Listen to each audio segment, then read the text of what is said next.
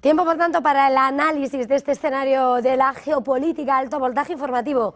Armando Jiménez, profesor de Relaciones Internacionales en la Universidad Francisco de Vitoria. Muy buenos días. Muy buenos días, encantado de estar con ustedes. Lo mismo digo, también nos acompaña Paco Arnau, analista internacional de redes y medios. Muy buenos días. Hola, buenos días. Bueno, en realidad yo creo que ya son tardes, pero estamos en este Jueves Santo también pendientes de ese horizonte y se me va la hora. Abud Onji, analista geopolítico, muy buenas tardes. Saludos, saludos. Bueno, un escenario en el que estamos señalando precisamente cómo asistimos a un despliegue de la diplomacia estadounidense, pero donde uno de los grandes puntos de atención, estamos justo en la antesala, es ese encuentro con Giorgia Meloni, con la primera ministra italiana, pero que para los europeos hoy lleva la voz de Europa también en medio de esta escalada comercial y guerra arancelaria. No sé qué esperan de ese encuentro de Trump y de Meloni los más cercanos, esas voces más conservadoras. Abud, ¿quiere empezar? Creo que esta reunión, evidentemente que va a suceder el día de hoy, vamos a ver un intento de parte de Meloni de recuperar, digamos, la relación con Estados Unidos, una relación que ha sido buena dentro de su gobierno y Trump. En general, Donald Trump ha mantenido buena relación con los gobiernos de derecho a nivel mundial. Vimos hace unos días también al presidente de El Salvador, Nayib Bukele, ahí que realmente pues, hubo muchas críticas. Probablemente el día de hoy con Meloni vamos a ver una reunión parecida. Las críticas que se lanzaron en ese momento a Bukele fue de que esperaron que dijera otras cosas durante esa reunión. Simplemente se empezó a defender su política interna. Creo que es un escenario que podemos ver el día de hoy con Meloni y Donald Trump. Vamos a ver a Meloni intentando también defender su política interna dentro de Italia, hablando de temas migratorios, hablando de temas económicos. Al mismo tiempo y debajo de la mesa, esas negociaciones son los que importan. ¿Qué va a suceder con los aranceles de Trump? Que definitivamente tiene una presión interna para él. Donald Trump está intentando al mismo tiempo eh, mantener su promesa en el tema de los aranceles, sin embargo está recibiendo una presión más de lo que ha imaginado de los países por un lado y por el interior del país por el otro. Evidentemente, yo no pondría desde mi punto de vista personal como en un aspecto malo los aranceles de Donald Trump. Yo creo que es una parte de un plan integral, un plan económico integral. La, Tener éxito o no dentro de este plan no depende en sí de los propios aranceles, sino qué tanto Donald Trump va a poder aplicar todas las tácticas o las estrategias económicas que vienen acompañadas a esas aranceles económicas. Los aranceles lamentablemente en el mundo, pues son los que roban la noticia. Sin embargo, habrá que ver más detalles. ¿Cuál es el plan integrado de Trump para poder fortalecer la economía de Estados Unidos? Que este es el objetivo número uno. Él recibe al país con una economía destrozada, que jamás Estados Unidos ha estado en un momento parecido. Y al mismo tiempo, pues el nacionalismo económico de Donald Trump es lo que intenta recuperar esta economía, fortaleciendo la industria, fortaleciendo la producción local, pero esto no va a ser suficiente solamente poner aranceles. Yo creo que este es el punto de inflexión que está enfrentando Donald Trump. Habrá que pasar un escalón fuerte y ese escalón, para poder pasarlo, necesita el apoyo de todo su gobierno, el apoyo de todo el pueblo estadounidense, para poder llegar a un momento donde sí puede mandar realmente aranceles a esta magnitud sin que afecte de forma muy, digamos, muy elevada a la economía de Estados Unidos. Entonces, regresando a tu pregunta, con Meloni, yo no creo que veré algo diferente a lo que sucedió con Bukele. el mismo estilo de ambos gobernantes, van a intentar mostrar una cercanía con Donald Trump, van a intentar aprovechar este momento donde todo el ojo mediático está sobre la reunión para defender sus políticas y al mismo tiempo y en paralelo a esa reunión habrá algunos intentos para poder fortalecer una relación económica con Estados Unidos. Yo no dudo al mismo tiempo que Donald Trump va a utilizar esta reunión también como pretexto.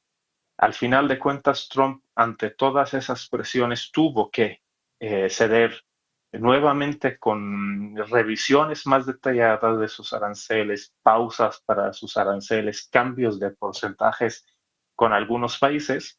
Y esta reunión viene como pretexto para decir, bueno, llegó la primera ministra, platicamos y decidimos que vamos a pausar los aranceles cierto tiempo. A mí lo que me preocupa en lo personal no es en sí el resultado de esta reunión, sino a largo plazo, cuál es el plan económico de Donald Trump y a dónde quiere llegar. Esos aranceles se pueden pausar una y otra y otra y otra vez. Sin embargo, sabemos que su enemigo principal es China, económicamente hablando, y que ese enemigo, pues Trump parece ser que está poniendo aranceles a todo el mundo como pretexto para alejar todo el mundo de China y para que realmente pueda congelar ese crecimiento económico de ese país asiático que al final pues ha afectado enormemente a Estados Unidos. Yo siempre doy este ejemplo desde México, desde donde estoy, porque es increíble ver ese crecimiento económico chino en todos los países del mundo. Al final, México tiene un caso especial con Estados Unidos hablando de estos aranceles. Sin embargo, también tuvo que ceder México, a pesar de todo lo que diga el gobierno mexicano, tuvo que ceder y esas acciones que tomó el gobierno provocaron que Estados Unidos, que Donald Trump, pues tratara con un poquito más de gentilez, si se puede decir de esta forma, de un poco más de tranquilidad a los aranceles contra México. Porque México ha sido prácticamente un terreno amplio para China, para cualquier tipo de industria. Nosotros durante 2 años hemos recibido, o sea, al mercado, si solamente tomo como ejemplo el mercado o la industria automotriz, en México durante un poco menos de 3 años han entrado 30 marcas de autos chinos de un solo golpe. Es decir, de un mercado donde había no sé cuántas marcas había, vamos a suponer 30, 35 marcas entre japonesas, estadounidenses, europeas, etcétera, etcétera, etcétera. De repente, durante 3 años, se multiplica el mercado el 50% más con 30 autos, con 30 marcas chinas. Eso es lo que le preocupa a Donald Trump. No le preocupa en sí la relación con una producción mexicana o con una producción italiana. Yo creo que su idea es alejar a esos países de China, poder realmente fortalecer una economía de Estados Unidos que viene debilitada y pues en esta reunión, evidentemente la certeza la vamos a tener en pocas horas, pero creo que no vamos a ver algo muy diferente a lo que pasó con Bukele, como he dicho, y al mismo tiempo creo que va a haber un uso de esta reunión de ambos lados como pretexto para fortalecer la posición interna de Meloni, para decir, bueno, yo soy negociadora, yo fuerte pude lograr esto, y también Trump va a tomarlo como pretexto para bajar un poquito su ritmo ante algunos países europeos. ¿Cómo lee? ¿Qué espera de ese encuentro? Ese encuentro ¿A quién de preguntas? Meloni. ¿Sí? ¿A quién? Armando, le estaba Ah, preguntando. perfecto. Disculpa, no escuché bien. Bueno, yo tengo una perspectiva muy positiva. Por un lado, creo que estamos viendo a diplomacia norteamericana actuar en diferentes frentes con una propuesta de diálogo, de negociación, muy al estilo americano. Yo doy clases de política exterior norteamericana y una constante durante estos casi 3 siglos como nación es una política exterior estrechamente vinculada al tema económico, a la cuestión de la apertura de mercados, de las negociaciones económicas. Es interesantísimo ver cómo los Estados Unidos tenían pocas representaciones diplomáticas, 5, 3 de ellas con actores comerciales muy importantes en la primera etapa, y que fue evolucionando siempre como 7, 8 veces más las posiciones consulares, que eran estos focos de comercio internacional, frente a las posiciones diplomáticas. Y es lo que ahora estamos viendo nuevamente con mucha claridad en las negociaciones, por ejemplo, con los países asiáticos, donde esta relación comercial está vinculando también con temas de seguridad nacional. Hace poco molestó bastante esta reunión con carácter comercial entre China, Estados Unidos y Japón para actuar como un frente común ante los aranceles norteamericanos. Dicho esto, también creo que están trabajando fuertemente en poner las condiciones para una paz duradera en lo que es Medio Oriente, en atajar y lograr también un acuerdo de paz con Rusia y Ucrania, y vemos operando a los diferentes actores. Aquí es donde viene una parte muy significativa. Tradicionalmente, Europa ha jugado un papel fundamental en la política exterior norteamericana como equilibrador tanto para las políticas de la región europea como para el resto del mundo. Tradicionalmente, el lugar lo había ocupado Alemania en coordinación muchas veces con lo que es Francia. En años recientes, la propia debilidad económica y política del gobierno de Scholz hizo que Macron adquiriera un rol protagónico en la región europea, sin tener necesariamente el liderazgo real frente a otras naciones. Y en las pasadas elecciones parlamentarias, las fuerzas de derecha fueron las que consolidaron una posición más importante en el Parlamento Europeo. Estando el Parlamento Europeo controlado precisamente por estas fuerzas, son estas las que tienen un vínculo directo con otros partidos políticos, principalmente republicanos y algunos grupos del Partido Republicano, y en lo que estamos viendo es un cambio en el paradigma y en quién va a ostentar el liderazgo político en Europa para negociar con Estados Unidos. Y esa figura ahora es Meloni.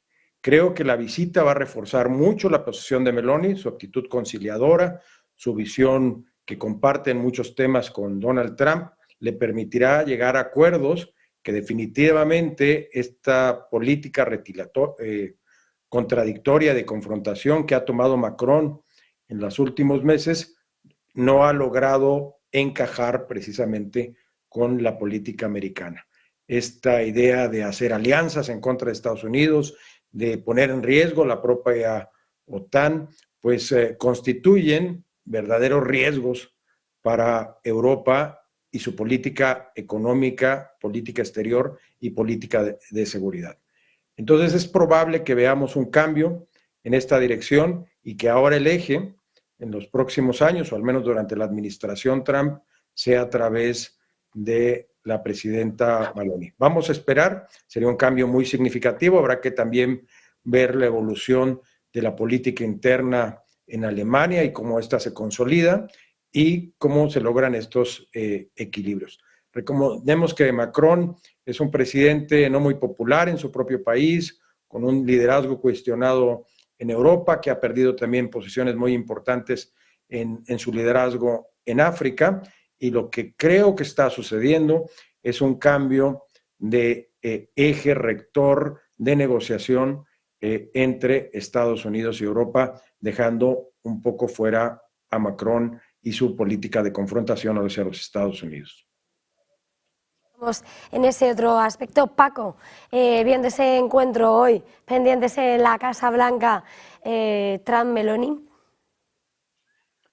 Bueno, vamos a ver. Yo difiero en ciertos análisis, ¿no? Porque se analizan las cosas ahora, en la actualidad, en el mundo, como si estuviéramos en los años 90, ¿no? Cuando había una sola superpotencia que hacía y deshacía, ¿no? Y ahora estamos en un mundo multipolar, evidentemente, ¿no? Por eso estamos asistiendo a tantas contradicciones internas en lo que antes eran bloques homogéneos, y me refiero al bloque occidental, ¿no? Estados Unidos y sus satélites europeos.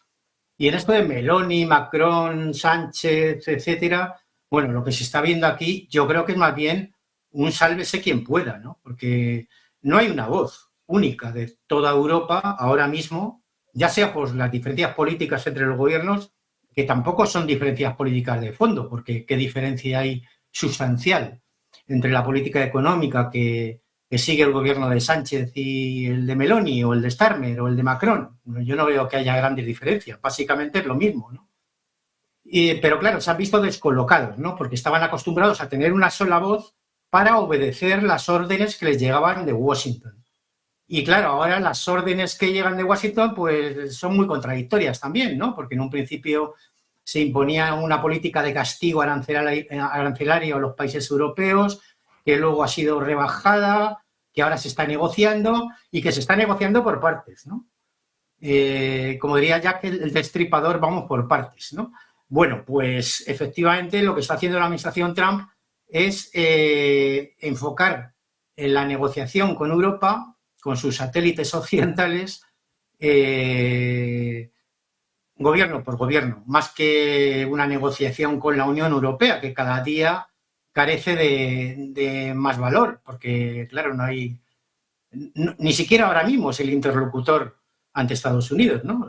Es más bien Meloni u otros dirigentes. Y, por cierto, Meloni yo creo que, sobre todo, va a plantear, cuando habla con Trump, defender los intereses de Italia, ¿eh?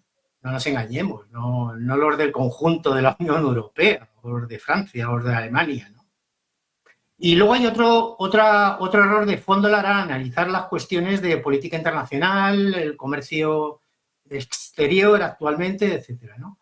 El tema del proteccionismo, ¿no?